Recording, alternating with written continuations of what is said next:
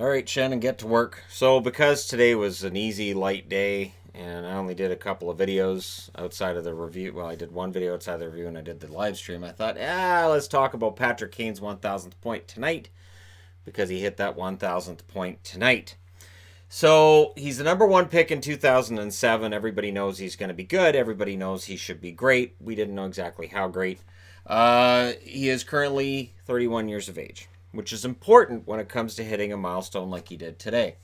Now, 2007, 2008, right out of the gate, 21 goals, 51 assists, 72 points. He wins the Calder Trophy.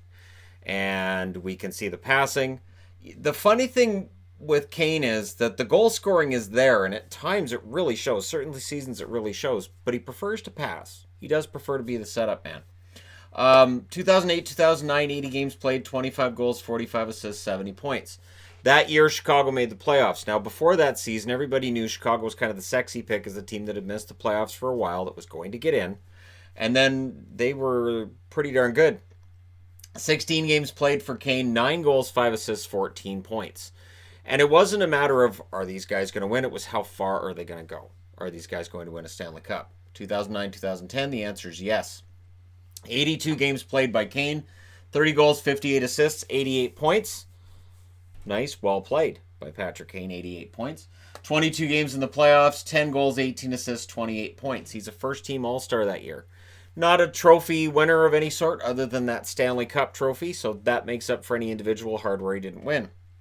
2010, 2011, 73 games played, 27 goals, 43 assists, or 46 assists, 73 points. 7 games in the playoffs, 1 goal, 5 assists. That, of course, was the year Vancouver took him out. So Vancouver takes him out in the first round, barely. Vancouver had him down 3-0, and it took till overtime of Game 7 to get Chicago out. So they still have a reputation as a team that you can't really knock out of the playoffs. 2013, or 2012, I should say, that takes a little bit of a hit. 2012, 82 games played, 23 goals, 43 assists, 66 points. In 6 playoff games that year, Kane has 4 assists. And I believe that was the year Arizona knocked him out, still called Phoenix at that point, I believe, as well. And, there was some talk about, hey, back-to-back first-round upsets, or at least first-round exits for Chicago. Guess they're one and done. Well, 2013, they proved they weren't. So this is a lockout-shortened season. 47 games played, 23 goals, 32 assists, 55 points. The momentum they were able to carry through a 48-game schedule, they could carry into the playoffs.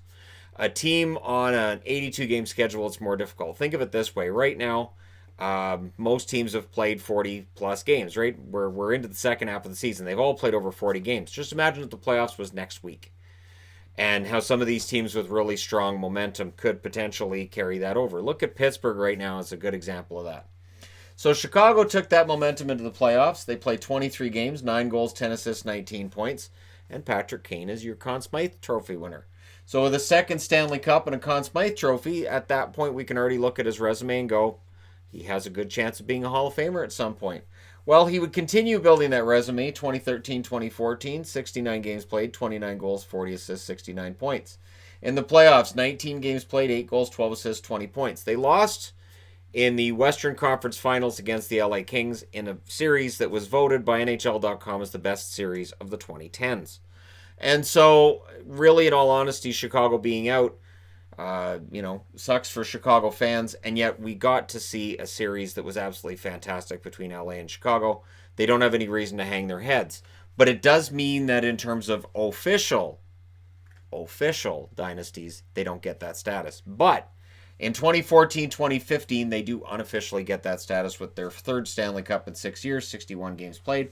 27 goals, 37 assists, 64 points for Kane. In the playoffs, 23 games played, 11 goals, 12 assists, 23 points. Kane is a playoff superstar at that stage. 2013, 2014, 2015, 2016. Sorry, I was trying to go back. Look at that. Trying to go back. 2015, 2016, 82 games played, 46 goals, 60 assists, 106 points. So he cruises past 30 goals that year. 30 had been the career high to that stage. Cruises past 40 and threatens 50 while he gets 60 assists. In the playoffs, however, 7 games played, 1 goal, 6 assists, 7 points. They are upset in the first round. So, Art Ross Trophy, Hart Trophy, Ted Lindsay, First Team All-Star 2016 is a huge year for Patrick Kane, but I don't know. He might trade all of that back in order to get another Stanley Cup. So they don't get that 2016-2017, 82 games played, 34 goals, 55 assists, 89 points, and Chicago cruises into the playoffs where they got knocked out by Nashville in 4 straight. 4 games, 2 points for Kane, 1 goal, 1 assist, but he's a first-team All-Star that year as well. And again, he'd probably trade that honor in favor of going further in the playoffs. He is a team player. Now, 2017-2018, 82 games played, 27 goals, 49 assists, 76 points. Through no fault of his, the Blackhawks fall out of the playoffs. Now, his points totals do drop a bit, but Kane is more than his points. And I've argued this before, that Patrick Kane, it's great when he has those 3, 4, 5-point games, but even when he's not scoring, he's still a very useful player on the ice. There's a lot of those little things he does in the game that make a difference to the game and to his team. Last season, 2018-2019, 81 games played, 44 goals, 66 assists, 110 points. So at age 30, he sets a career high in points. He sets a career high in assists. And coming out of that season, I said, hey, he scored too much. It's going to go back to a more sane amount. However, this season, with the game tonight included, 50 games played for Kane, 24 goals, 38 assists, 62 points. He is still on pace for roughly 100 points. And while his goals are down, his assists are through the roof. So Patrick Kane is having another very, very good season. With 38 helpers, the 24 goals, he's still on pace for well over 30 goals in a season. So that would be 1, 2, 3, 4. That'd be his 5th 30-goal season. That's not too shabby. Now, 953 games played, 380 goals, 620 assists, 1,000 points for Kane. For his career in the playoffs, 127 games played, 50 goals, 73 assists, 123 points. So I looked it up, and through, I believe it's through Quant Hockey, the fastest to get to 1,000 games among American-born players, LaFontaine at 847 games, Joey Mullen 935, and then it looks like he slots into third. I've heard second, but Joey Mullen it lists as American, so pretty sure he was too. Roenick 961 and Modano 965. So he's in really good company. And that tells you just how good Patrick Kane has been, in that when he came into the league, we still weren't seeing scoring like we did in the 80s. Now, scoring has definitely come up over the last couple of years, and we're starting to see more 100-point scorers and more 40 and 50-goal scorers potentially. But that being said, it's still very impressive to see him score 1,000 points in 953 games. He is a first-ballot Hall of Famer. He does have the 3 Stanley Cup rings, and he has enough trophies to make the argument that, yeah, there's no reason to delay him making it. He is the youngest American to reach 1,000 points at 31 years of age and 61 days. Roenick had that record at 32 years and 13 days. So, Patrick Kane, a Blackhawk, hits 1,000 points. He joins, I believe they said there were 3 others, so I would imagine, you know what, I'll just look it up. Yeah, I didn't want to be jumping around guessing on this one, because I know how that looks. So, Stan Mikita, 1,467 points. They were debating tonight during the game whether or not Kane can reach Mikita. Another 500 points, it's possible. We can have that debate in the comment section. It's possible. He would have to keep up this rate of scoring for a while. He is 31 years of age. You got to think, 2 or 3 more years he might be able to score 100, right? So, it's possible. That being said, Bobby Hull's number 2 on the list with 1,153. That is very reachable. Denny Savard at 1,096 is next up. And, of course, he passed Steve Larmer a while ago at 923 points. Jonathan Toews, currently with 799 points, has been the running mate of Patrick Kane's for quite a while. And I would imagine Toews, and I know Toews isn't the subject of this video, but they are attached at the hip. It is possible that Toews ends up hitting that mark as well. They're roughly the same age. It's pretty darn close. They're both born in 1988.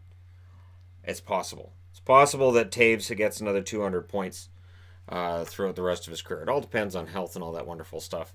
So yeah, Patrick Kane with that 1,000th point. It's another reason why he's a first ballot Hall of Famer. I know there are people who don't like Patrick Kane, and I get it. That being said, you cannot take away from what he's been able to do in his career. The Conn Smythe, all the trophies he won in 2016, his first and second team All-Star status, the 3 cups. It's quite a career he's had, and honestly, if Chicago makes the playoffs this year, they haven't been in the playoffs in a couple of years.